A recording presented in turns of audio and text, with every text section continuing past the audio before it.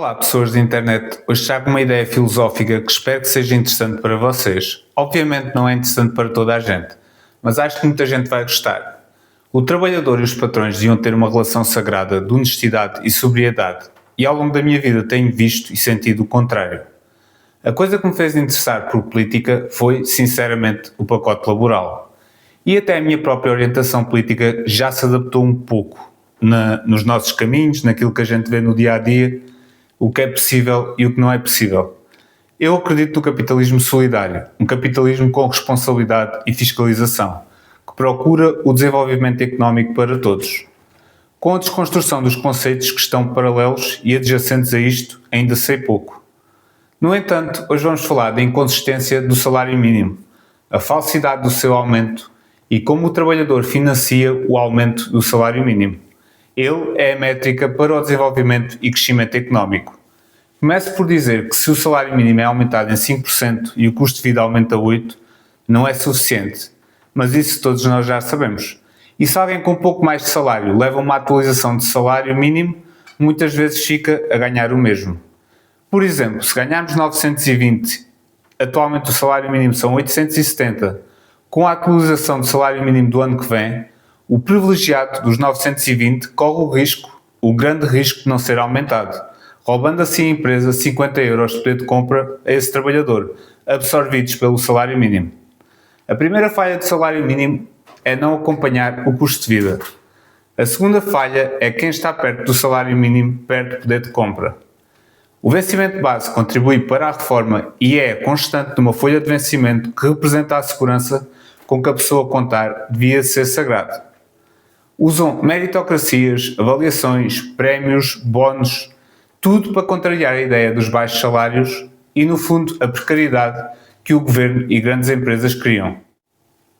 Não podemos esquecer é que estas coisas estão dependentes da subjetividade de alguém que pode estar a ser movido por motivações obscuras. Os prémios e os bónus são mecanismos de controle que tornam os vencimentos inconsistentes. Com uma vida difícil, o trabalhador está mais propício a fazer todos os sacrifícios necessários. A verdade é que, com tanta forma e falta de conteúdo, o vencimento base é o que importa. Não inconsistências com prémios e bónus que podem ser retirados a qualquer momento. Não consigo perceber como é que um primeiro-ministro num país desenvolvido vai para um parlamento comemorar um aumento de 10 cêntimos do subsídio de alimentação quando nem sequer dá para comprar um pão. E, meus queridos, posso usar um exemplo ainda melhor e que aconteceu comigo. Chamarem-me para me darem os parabéns quando o meu vencimento foi aumentado 1 euro, quando eu naquele ano fui o operador que mais produzi na minha área. Foi há bastante tempo, mas aconteceu. Eles acreditam em ti, em mim e especialmente na nossa estupidez, que é a principal crença do tecido empresarial. As empresas são inclusive incentivadas a pagar salários miseráveis. As grandes empresas têm um negócio do salário mínimo com o governo.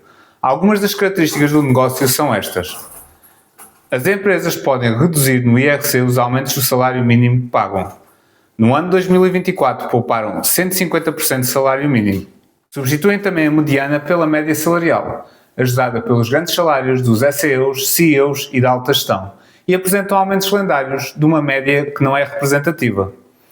Os apoios às empresas também não entram no déficit. É a contabilidade criativa do Estado, baseada em mentiras e não em números. Não entra no déficit, embora o dinheiro tenha saído do sistema.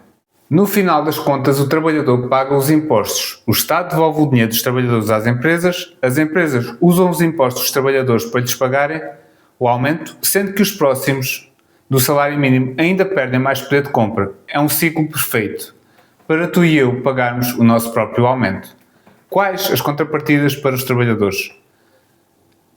Um pacote laboral, as horas extra grátis para o patrão, despedimentos ilegais sem reintegração, inibição do direito à escolha do contrato coletivo de trabalho, fecho de urgências, maternidades, privatização da saúde.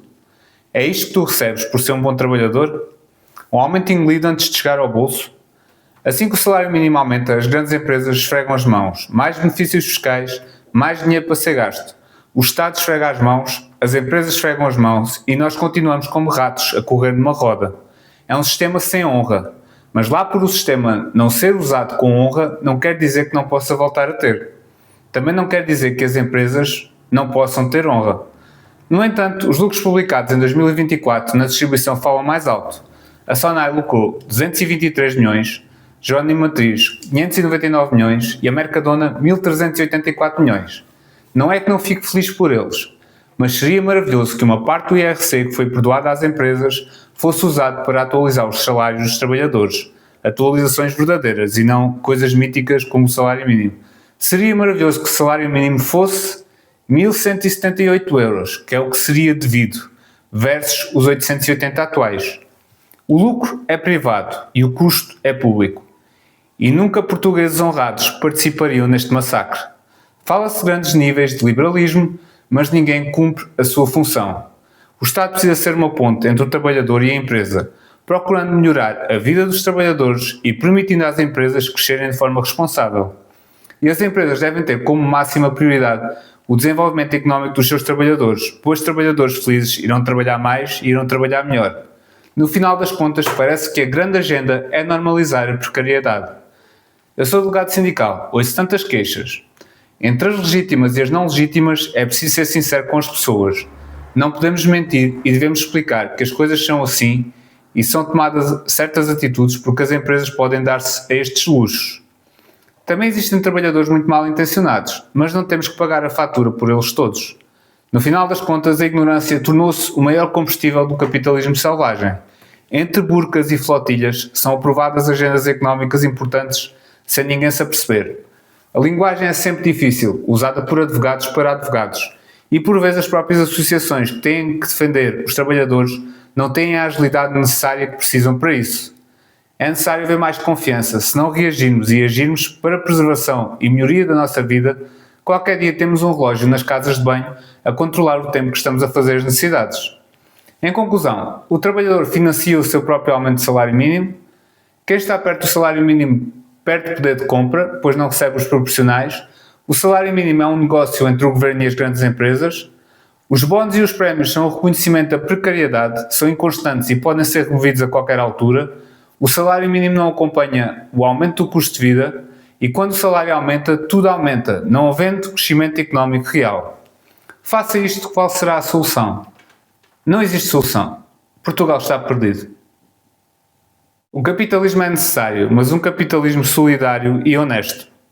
A solução é um governo capitalista que lute pelo desenvolvimento económico de Portugal, com legitimidade para fiscalizar aumentos de preços, com poder para fiscalizar onde são aplicados os impostos que são devolvidos às grandes empresas.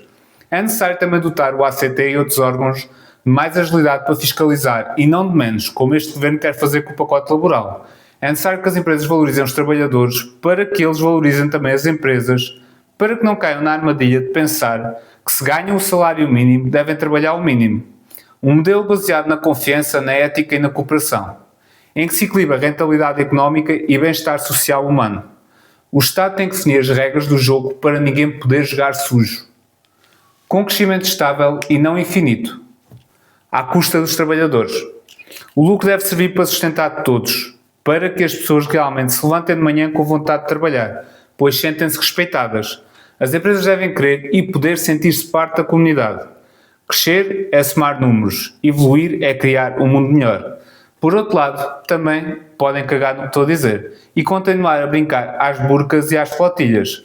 Espero que tenham gostado do vídeo. Até à próxima!